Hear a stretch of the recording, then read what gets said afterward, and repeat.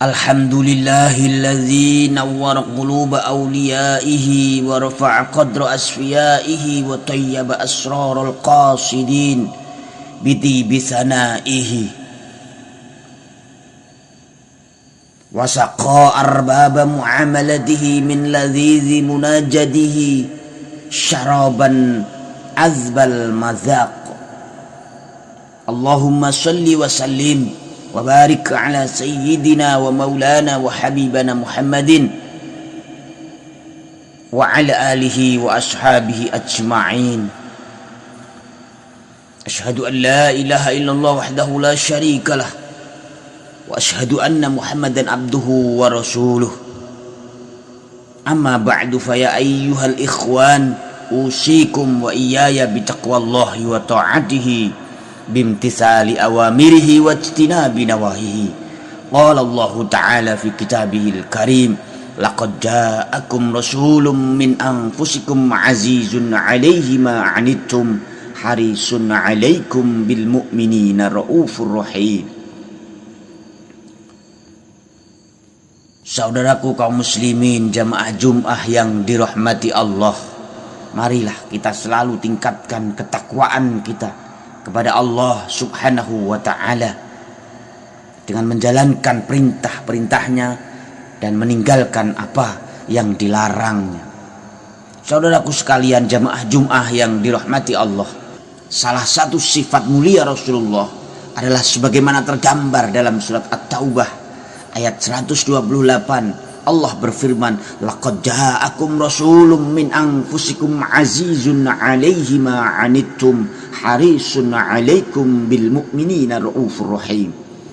Yang artinya sungguh telah datang kepadamu seorang rasul dari kaummu sendiri, berat terasa olehnya penderitaan yang kamu alami. Beliau sangat menginginkan keimanan dan keselamatan bagimu, penyantun dan penyayang terhadap orang-orang yang beriman. Ma'asyiral muslimin rahimakumullah, di ayat tadi ada 4 sifat dan karakter mulia yang agung dalam diri Nabi Muhammad SAW yang tergambar pada ayat azizun, harisun, raufun dan rahimun. Kaum muslimin jamaah Jum'ah yang dirahmati Allah, maksud dari azizun yang memiliki arti berat terasa olehnya adalah bahwa semua kesengsaraan, kesusahan, kesedihan dan hal-hal pahit lain yang dirasakan umat Islam juga dirasakan oleh Nabi Muhammad. Beliau merasakan semua itu sebelum dirasakan oleh umatnya. Bahkan semua waktu-waktu yang beliau miliki hanya digunakan untuk memikirkan umatnya. Tidak hanya di dunia, Rasulullah juga selalu disibukkan dengan urusan-urusan umatnya ketika di akhirat. Hal ini sebagaimana dikatakan oleh Syekh Mutawalli Asy-Sya'rawi dalam kitab tafsir Khawatir Juz 1 halaman 593. Ketika semua umat manusia dikumpulkan di mahsyar, yaitu di tempat terkumpulnya manusia setelah dibangkitkan dari kubur, saat itu terik matahari begitu panas, api neraka berkobar, hisab amal kebaikan dan keburukan belum kunjung selesai. Di saat yang bersamaan, saudaraku sekalian jamaah Jum'ah yang dirahmati Allah, semua manusia dalam keadaan yang sangat bingung. Satu persatu manusia meminta pertolongan kepada para nabi, namun mereka enggan untuk memberikan pertolongan. Mereka justru sibuk dengan urusan nasibnya sendiri. Jemaah Jum'ah, akan tetapi hal itu tidak dengan Rasulullah.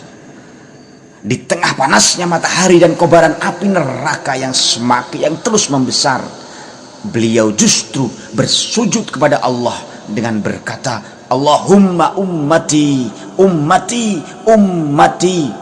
Ya Allah, umatku, umatku, umatku. Sambil menangis. Melihat Rasulullah menangis dalam keadaan bersujud, Allah berkata kepada malaikat Jibril, pergilah kepada Muhammad, kemudian tanyakan apa penyebab ia menangis. Saudaraku sekalian, seketika itu malaikat Jibril langsung pergi untuk mendatangi dan menanyakan alasan Rasulullah di balik keinginan dalam sujud dan tangisannya. Beliau menjawab, Allah lebih tahu penyebab semua ini. Mendengar jawaban Rasulullah, Jibril langsung menuju Allah untuk menyampaikan jawabannya. Setelah disampaikan, Allah lalu berkata kepada Jibril, "Faqul inna sanurdika fi ummatika wala nasu'uka." Maka katakanlah, sungguh kami, Allah maksudnya, akan membuatmu ridho dalam masalah umatmu dan kami tidak akan menyakitimu. Kaum muslimin yang dirahmati Allah,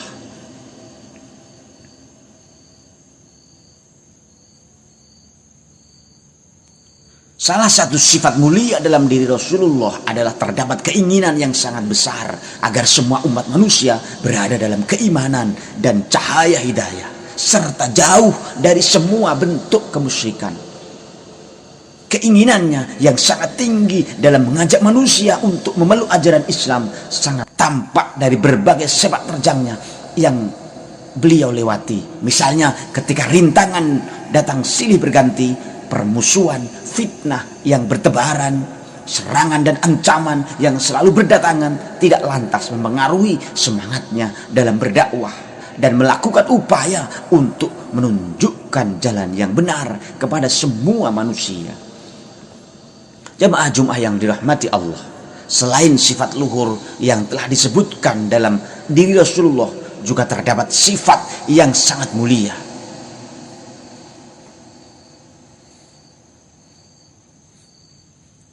Saudaraku sekalian, jamaah Jumat yang dirahmati Allah, selain sifat luhur yang telah disebutkan dalam diri Rasulullah, juga terdapat sifat yang sangat mulia, yaitu sebagai sosok yang sangat penyantun dan penuh kasih sayang.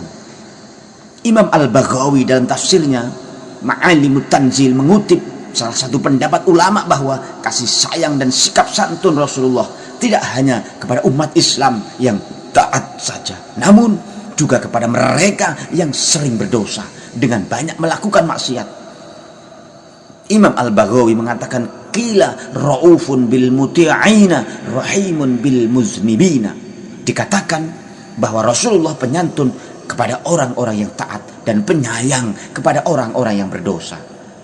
Jamaah Jumat yang dirahmati Allah, sifat mulia Rasulullah yang harus kita teladani bersama, yang tergambar dalam surat At-Taubah tadi, merupakan referensi yang sempurna bagi umatnya dan menjadi contoh yang mulia bagi mereka yang hendak memperbaiki diri. Oleh karena itu, pada kesempatan sholat Jumat ini, mari kita mulai berbenah diri untuk berubah menjadi orang-orang yang lebih baik dan lebih mulia dengan cara meneladani sifat mulia Rasulullah Sallallahu Alaihi Wasallam. Barakallahu li wa lakum fil Qur'anil azim wa nafa'ani wa iyyakum bima fihi minal ayati wa dzikril hakim wa taqabbala minni wa minkum tilawatahu innahu huwas samiul alim. Aqulu qawli hadza wa astaghfirullah li wa lakum fa astaghfiruhu innahu huwal ghafurur rahim. Menangis ketika terjadi musibah bukan berarti tidak menerima terhadap takdir yang Allah berikan. Karena Rasulullah sendiri menangis ketika putranya Sayyid Ibrahim meninggal. Kemudian beliau ditanya oleh para sahabat perihal tangisannya atas kematian putranya. Nabi menjawab bahwa menangis saat itu adalah sebuah rahmat dari Allah.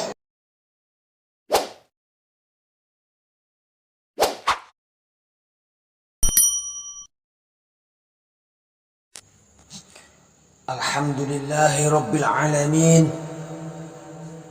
الذي هدانا لهذا وما كنا لنهتدي لولا أن هدانا الله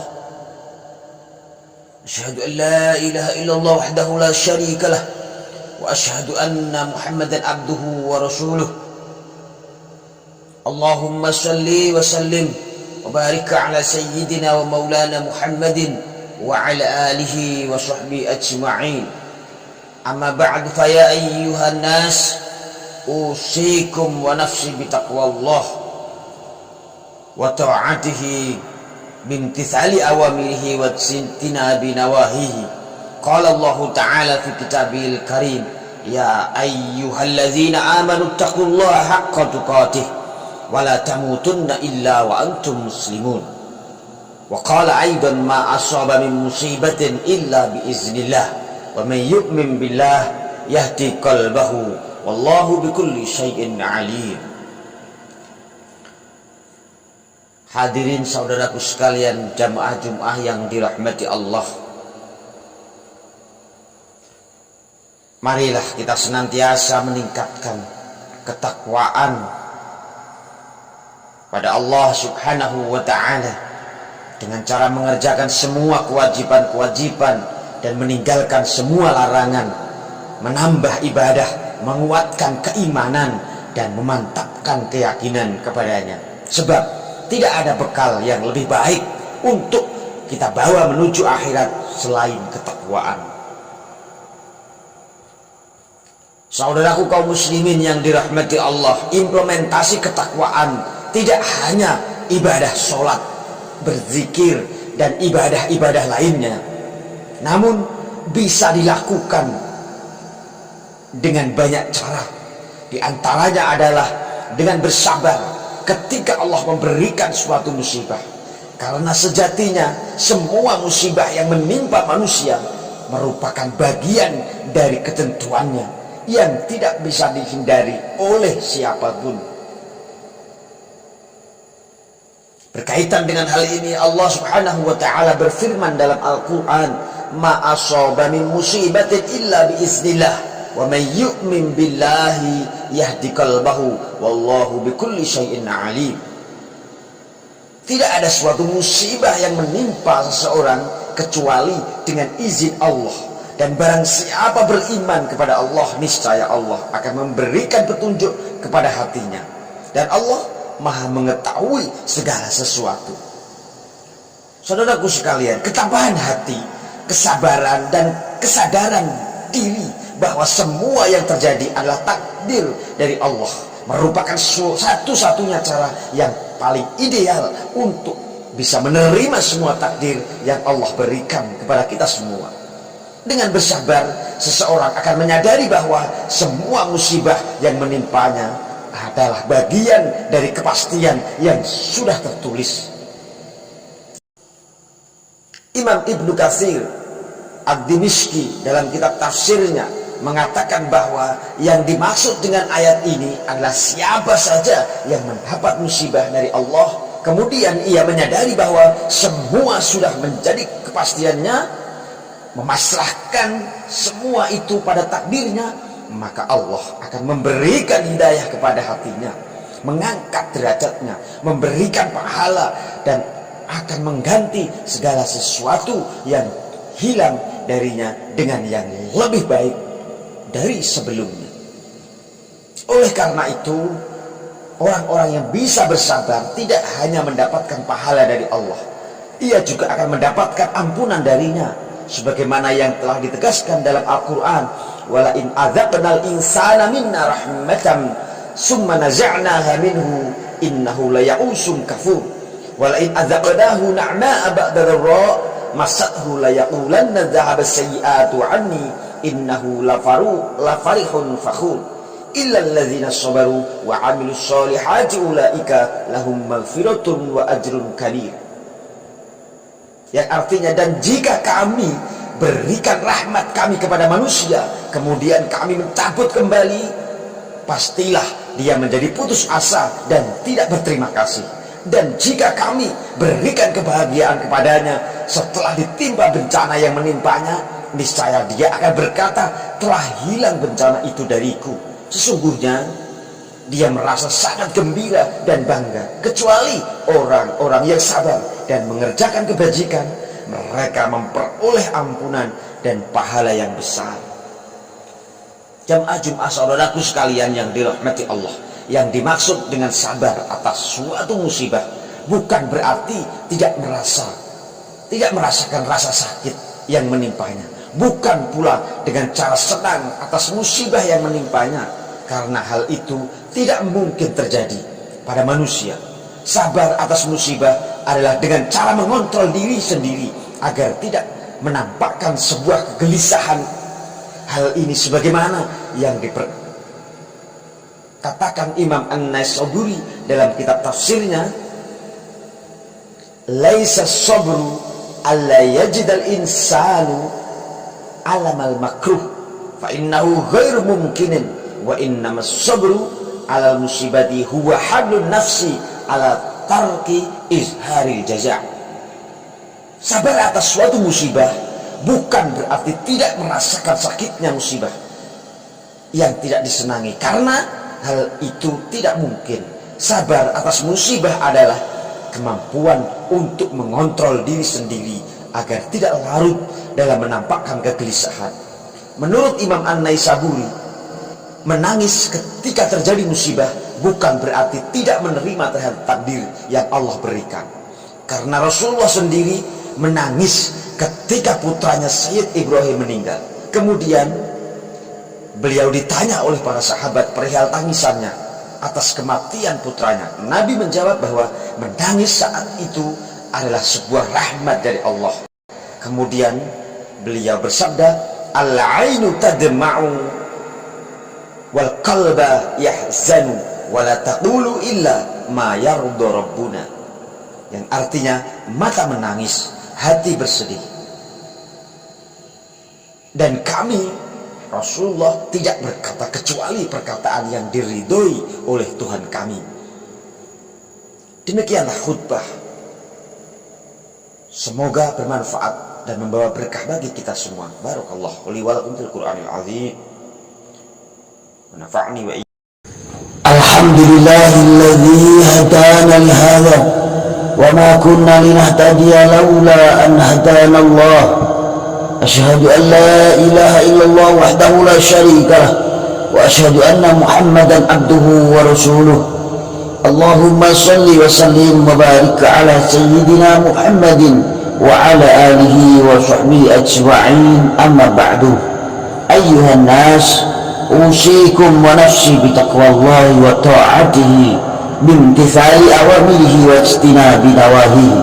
Qala Allah ta'ala fi kitabihil karim, ya ayyuhalladzina amanu taqullaha haqqa tuqatih wa la tamutunna illa wa antum muslimun. Wa qala aidan ya ayyuhalladzina amanu taqullaha wal tanzur nafsum ma qaddamat lighad wattaqullaha innallaha khabirun bima ta'malun. Ma'asyiral muslimin, jamaah Jumat yang dirahmati Allah, marilah kita senantiasa meningkatkan ketakwaan kita kepada Allah Subhanahu wa ta'ala. Bagaimana cara meningkatkan takwa? Yakni dengan senantiasa lebih semangat lagi menjalankan segala perintah Allah dan sekuat tenaga meninggalkan segala yang dilarang olehnya. Dengan upaya inilah kita akan mampu terus berada pada jalur yang telah ditentukan oleh agama, sehingga tidak melenceng dan tersesat ke jalan yang tidak benar.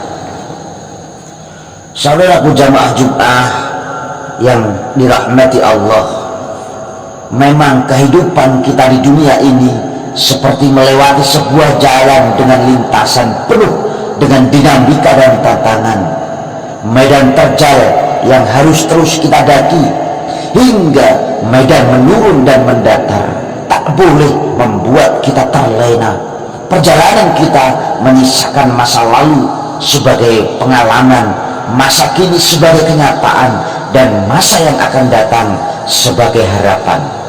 Sehingga kita butuh rambu-rambu agar kita senantiasa lancar dan selamat sampai ke tujuan.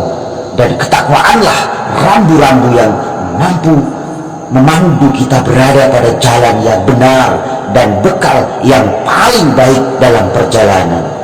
Wa tazawwadu fa inna khairaz zadi taqwa wattaquni ya ulil albab. Berbekallah, karena sesungguhnya sebaik-baik bekal adalah takwa. Bertakwalah kepada aku, wahai orang-orang yang mempunyai akal sehat.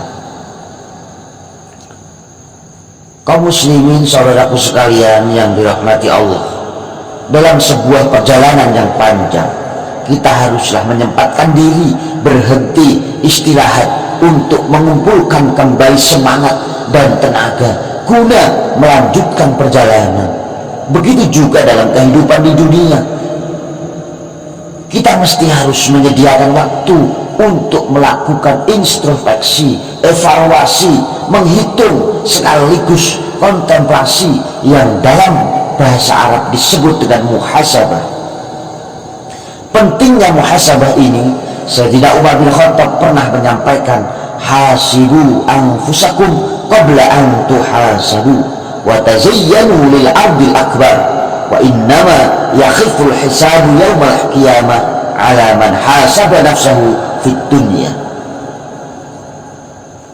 Hisablah diri atau introspeksi diri kalian sebelum kalian dihisab, dan berhias dirilah kalian untuk menghadapi penyingkapan yang besar, yaitu hisab.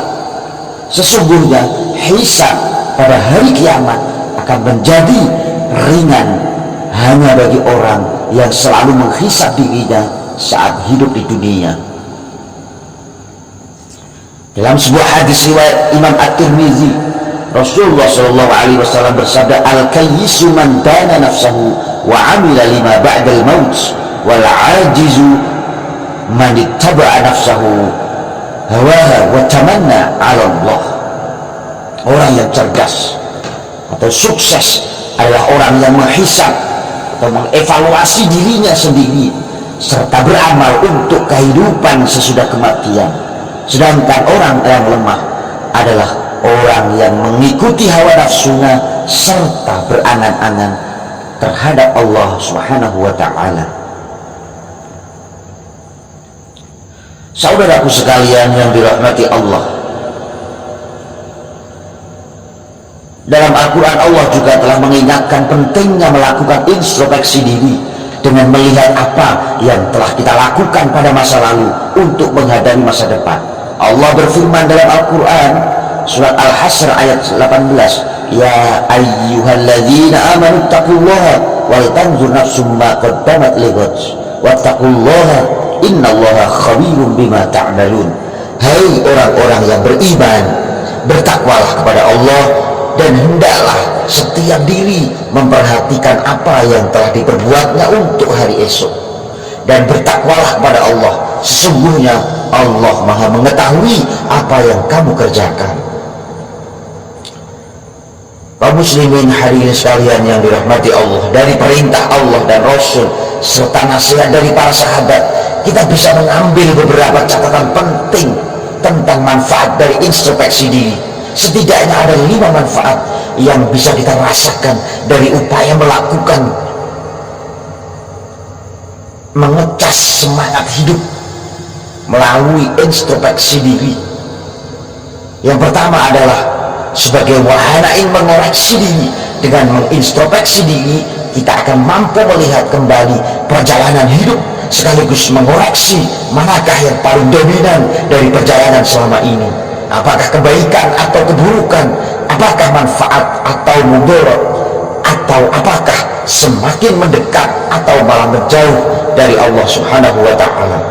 Kita harus menyadari bahwa semua yang kita lakukan ini harus dipertanggungjawabkan di sisi Allah. Hal ini ditegaskan dalam Al-Quran, al-yawma akhtimu ala afwahihim wa tukallimuna aydihim wa tashhadu arjuluhum bima kanu yaksibun. Pada hari ini kami tutup mulut mereka dan berkatalah kepada kami tangan mereka, dan memberi kesaksianlah kaki mereka terhadap apa yang dahulu mereka usahakan. Yasin 65. Yang kedua, saudaraku sekalian, adalah upaya memperbaiki diri. Dengan introspeksi diri, kita akan mampu melihat kelebihan dan kekurangan diri yang kemudian harus diperbaiki di masa yang akan datang. Dengan memperbaiki diri, maka kualitas kehidupan akan lebih baik, dan waktu yang dilewati juga akan senantiasa penuh dengan manfaat dan maslahat bagi diri dan orang lain. Manfaat yang ketiga, saudaraku sekalian, adalah momentum mawas diri. Diibaratkan ketika kita pernah memiliki pengalaman melewati jalan yang penuh lika-liku, maka kita bisa lebih hati-hati ketika akan melewatinya lagi. Mawas diri akan mampu menyelamatkan kita dari terjerumus ke jurang yang dalam sepanjang jalan. Allah berfirman, wa ati'ullaha wa ati'ur rasul wahdharu fa in tawallaitum fa'lamu annama 'ala rasulina balagul mubin. Taatlah kamu kepada Allah dan taatlah kamu kepada Rasul, serta berhati-hatilah jika kamu berpaling, maka ketahuilah bahwa kewajiban Rasul kami adalah menyampaikan ajaran Allah dengan jelas. Manfaat yang keempat, saudaraku sekalian, adalah memperkuat komitmen diri. Setiap orang pasti memiliki kesalahan.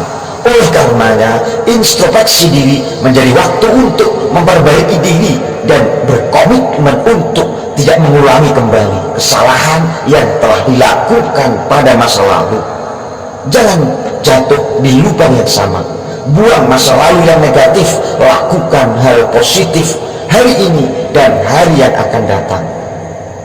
Rasulullah bersabda, man kana yaumuhu khairan min amsihi fahuwa rabihun, wa man kana yaumuhu mithla amsihi fahuwa maghbunun, wa man kana yaumuhu syarran min amsihi fahuwa mal'unun. Siapa saja yang hari ini lebih baik dari hari kemarin, maka ia tergolong orang-orang yang beruntung. Siapa saja yang hari ini sama dengan hari kemarin, maka ia tergolong orang yang merugi. Siapa saja yang hari ini lebih buruk dari hari kemarin, maka ia orang yang dilaknat atau orang yang celaka. Al-Hadis riwayat Al-Hakim. Manfaat yang kelima, saudaraku sekalian, sebagai sarana meningkatkan rasa syukur dan tahu diri, kita harus sadar sesadar-sadarnya bahwa keberadaan kita sampai dengan saat ini sama sekali tak bisa lepas dari nikmat-nikmat yang telah dikaruniakan Allah.